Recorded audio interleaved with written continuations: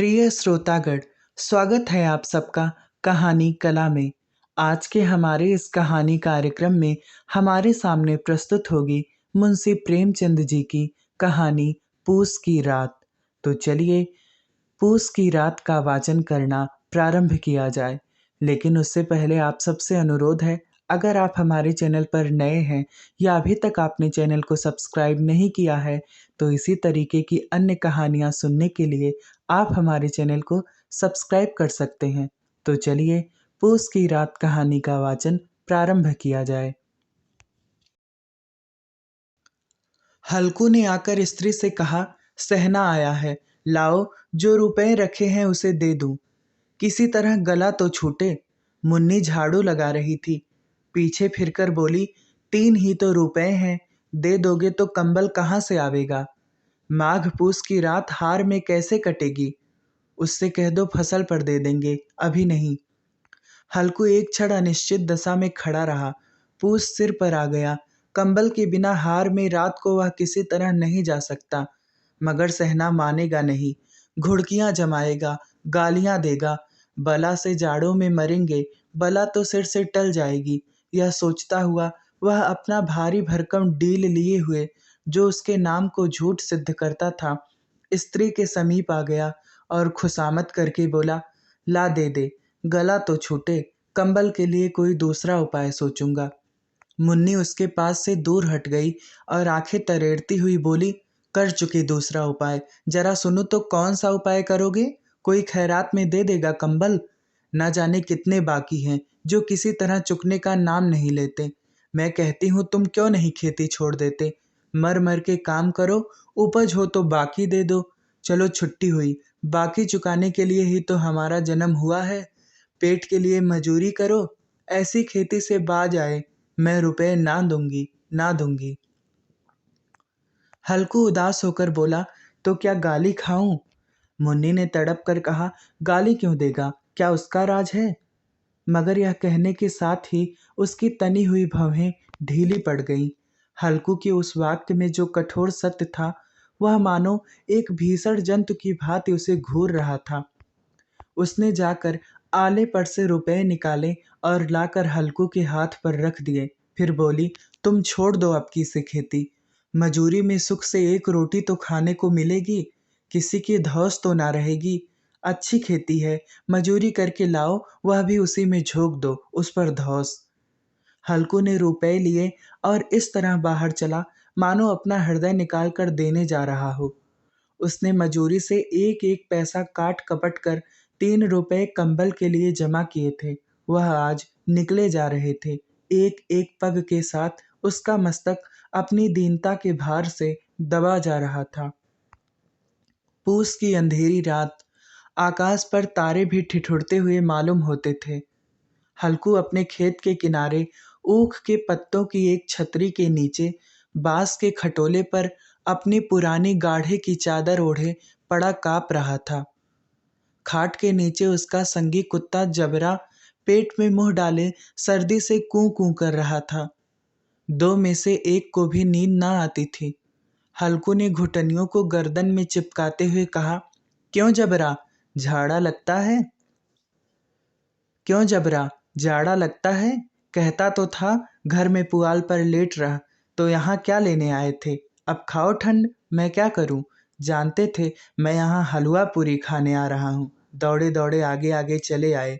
अब रो नानी के नाम को। जबरा ने पड़े पड़े दुम हिलाई और अपनी कू कू को दीर्घ बनाता हुआ एक बार जम्हाई लेकर चुप हो गया। उसकी स्वान बुद्धि ने शायद ताड़ लिया, स्वामी को मेरी कू कू से नींद नहीं आ रही है। हल्कू ने हाथ निकालकर जबरा की ठंडी पीठ सहलाते हुए कहा, कल से मत आना मेरे साथ, नहीं तो ठंडे हो जाओगे। यह राण पछुआ न जाने कहाँ से बर्फ लिए आ रही है। उठूं, फिर एक चीलम भरूं, किसी तरह रात तो कटे। 8 चीलम तो पी चुका। यह खेती का मजा है, और एक एक भगवान ऐसे पड़े हैं जिनके पास जाड़ा जाए तो गर्मी से घबरा कर भागे। मोटे मोटे गद्दे, लिहाफ कंबल, मजाल है कि जाड़े का गुजर हो जाए। तकदीर की खूबी, मजूरी हम करें, मजा दूसरे लूटे।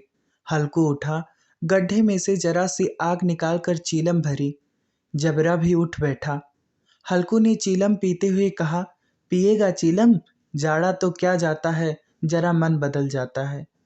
जबरा ने उसके मुंह की ओर प्रेम से छलकती हुई आंखों से देखा।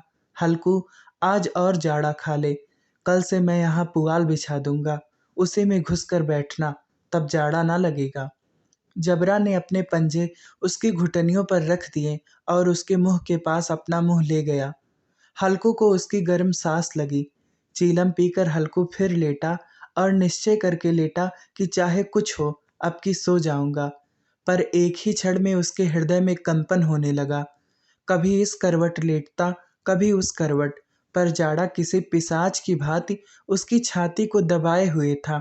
जब किसी तरह ना रहा गया तो उसने जबरा को धीरे से उठाया और उसके सिर को थपथपाकर उसे अपनी गोद में सुला लिया।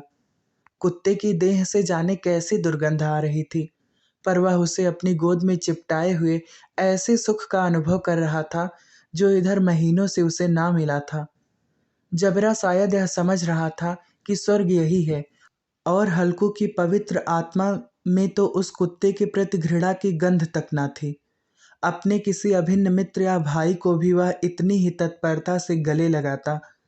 वह अपनी दीनता से आहत न था जिसने आज उसे इस दशा को पहुंचा दिया। नहीं, इस अनोखी मैत्री ने जैसे उसकी आत्मा के सब द्वार खोल दिए थे और उनका एक एक अणु प्रकाश में चमक रहा था। सहसा जबरा ने किसी जानवर की आहट पाई। इस विशेष आत्मीयता ने उसमें एक नई स्फूर्ति पैदा कर दी थी, जो हवा के ठंडे झोंकों को तुच्छ समझती थी। वह झपट कर उठा और छपरी से बाहर आकर भूखने लगा। हल्कू ने उसे कई बार चुमकार कर बुलाया, पर वह उसके पास ना आया। हार में चारों तरफ दौड़ दौड़ कर भूखता रहा। एक क्षण के लिए आ भी जाता तो तुरंत ही फिर दौड़ता। कर्तव्य उसके हृदय में अरमान की भांति ही उछल रहा था। 1 घंटा और गुजर गया। रात ने शीत को हवा से धधकाना शुरू किया। हल्कू उठ बैठा और दोनों घुटनों को छाती से मिलाकर सिर को उसमें छुपा लिया। फिर भी ठंड कम ना हुई। ऐसा जान पड़ता था सारा रक्त जम गया है। धमनियों में रक्त की जगह हिम बह रहा है। उसने झुककर आकाश की ओर देखा। अभी कितनी रात बाकी है। सप्तऋषि अभी आकाश में आधे भी नहीं चढ़े। ऊपर आ जाएंगे तब कहीं सवेरा होगा। अभी पहर से ऊपर रात है। हल्कू के खेत से कोई एक गोली के टप्पे पर आमों का एक बाग था। पतझड़ शुरू हो गई थी। बाग में पत्तियों का ढेर लगा हुआ था। हल्कू ने सोचा, चलकर पत्तियां बटोरूं और उन्हें जलाकर खूब तापूं। रात को कोई मुझे पत्तियां बटोरते देखेगा तो समझेगा कि कोई भूत है। कौन जाने, कोई जानवर ही छिपा बैठा हो। मगर अब तो बैठे नहीं रहा जाता। उसने पास के अरहर के खेत में जाकर कई पौधे उखाड़ लिए और उनका एक झाड़ू बनाकर हाथ में सुलगता हुआ उपला लिए बगीचे की तरफ चला। जबरा ने उसे आते देखा तो पास आया और दुम हिलाने लगा। हल्कू ने कहा, अब तो नहीं रहा जाता जबरू, चलो बगीचे में, पत्तियां बटोर कर तापे। टाठे हो जाएंगे तो फिर आकर सोएंगे, अभी तो बहुत रात है। जबरा ने कू कू करके सहमति प्रकट की और आगे आगे बगीचे की ओर चला। बगीचे में खूब अंधेरा छाया हुआ था और अंधकार में निर्दय पवन पत्तियों को कुचलता हुआ चला जाता था। वृक्षों से ओस की बूंदें टप टप नीचे टपक रही थी। यकाएक एक झोंका मेहंदी के फूलों की खुशबू लिए हुए आया। हल्कू ने कहा, कैसी अच्छी महक आई जबरू, तुम्हारी नाक में भी तो सुगंध आ रही है। जबरा को कहीं जमीन पर एक हड्डी पड़ी मिल गई थी, उसे चिंचोड़ रहा था। हल्कू ने आग जमीन पर रख दी और पत्तियां बटोरने लगा। जरा देर में पत्तियों का ढेर लग गया। हाथ ठिठुरे जाते थे, नंगे पांव गले जाते थे और वह पत्तियों का पहाड़ खड़ा कर रहा था। इसी अलाव में वह ठंड को जलाकर भस्म कर देगा। थोड़ी देर में अलाव जल उठा। उसकी लौ ऊपर वाले वृक्ष की पत्तियों को छू छू कर भागने लगी। उस अस्थिर प्रकाश में बगीचे के विशाल वृक्ष ऐसे मालूम होते थे मानो उस अथाह अंधकार को अपने सिरों पर संभाले हुए हों। अंधकार के उस अनंत सागर में यह प्रकाश एक नौका के समान हिलता मचलता हुआ जान पड़ता था। हल्कू अलाव के सामने बैठा आग ताप रहा था। एक क्षण में उसने दोहर उतार कर बगल में दबा ली, दोनों पांव फैला दिए, मानो ठंड को ललकार रहा हो। तेरे जी में जो आए सो कर।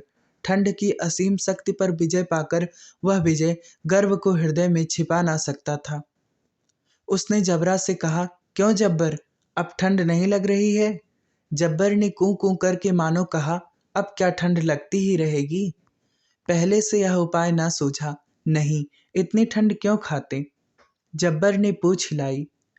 अच्छा, आओ इस अलाव को कूद कर पार करें, देखें कौन निकल जाता है। अगर जल गए बच्चा तो मैं दवा ना करूंगा। जब्बर ने उस अग्निराश की ओर कातर नेत्रों से देखा। मुन्नी से कल कह ना देना, नहीं तो लड़ाई करेगी। यह कहता हुआ वह उछला और उस अलाव के ऊपर से साफ निकल गया।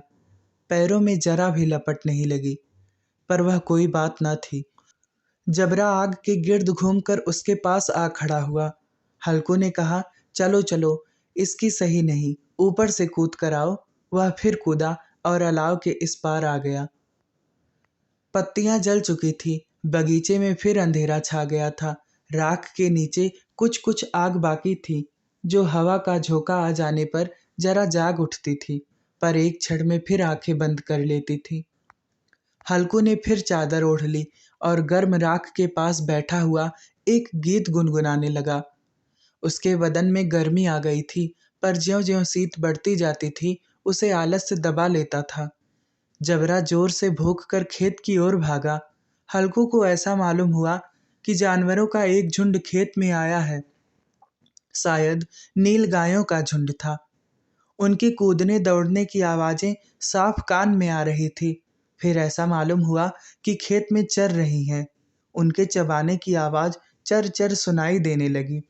उसने दिल में कहा, नहीं, जबरा के होते कोई जानवर खेत में नहीं आ सकता, नोच ही डाले।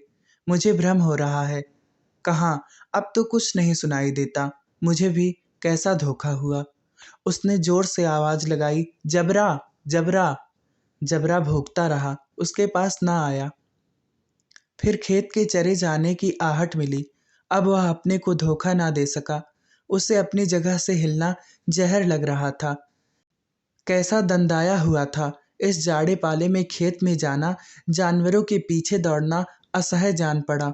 वह अपनी जगह से ना हिला।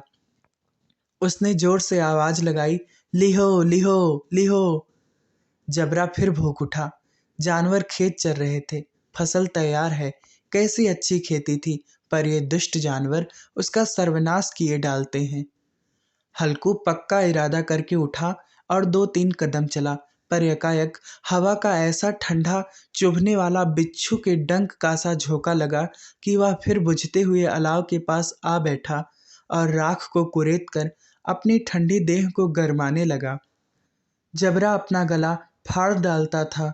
नीलगायें खेत का सफाया किए डालती थी और हल्कू गर्म राख के पास शांत बैठा हुआ था। अकर्मण्यता ने रस्सियों की भांति उसे चारों तरफ से जकड़ रखा था। उसी राख के पास गर्म जमीन पर वह चादर ओढ़कर सो गया। सवेरे जब उसकी नींद खुली, तब चारों तरफ धूप फैल गई थी और मुन्नी कह रही थी, क्या आज सोते ही रहोगे? तुम यहाँ आकर रम गए और उधर सारा खेत चौपट हो गया। हल्कू ने उठकर कहा, क्या तू खेत से होकर आ रही है? मुन्नी बोली, हाँ, सारे खेत का सत्यानाश हो गया। भला ऐसा भी कोई सोता है? तुम्हारे यहाँ मड़ैया डालने से क्या हुआ? हल्कू ने बहाना किया, मैं मरते मरते बचा, तुझे अपने खेत की पड़ी है? पेट में ऐसा दर्द हुआ कि मैं ही जानता हूँ। दोनों फिर खेत के डाढ़ पर आए। देखा, सारा खेत रौंदा पड़ा हुआ है और जबरा मड़ैया के नीचे चित लेटा है, मानो प्राण ही ना हो। दोनों खेत की दशा देख रहे थे। मुन्नी के मुख पर उदासी छाई थी, पर हल्कू प्रसन्न था। मुन्नी ने चिंतित होकर कहा, अब मजूरी करके माल गुजारी भरनी पड़ेगी। हल्कू ने प्रसन्न मुख से कहा, रात को ठंड में यहाँ सोना तो ना पड़ेगा। तो यहाँ आपने सुना मुंशी प्रेमचंद जी की कहानी पूस की रात को। इसी तरीके की अन्य कहानियाँ सुनने के लिए आप हमारे चैनल को सब्सक्राइब कर सकते हैं। धन्यवाद।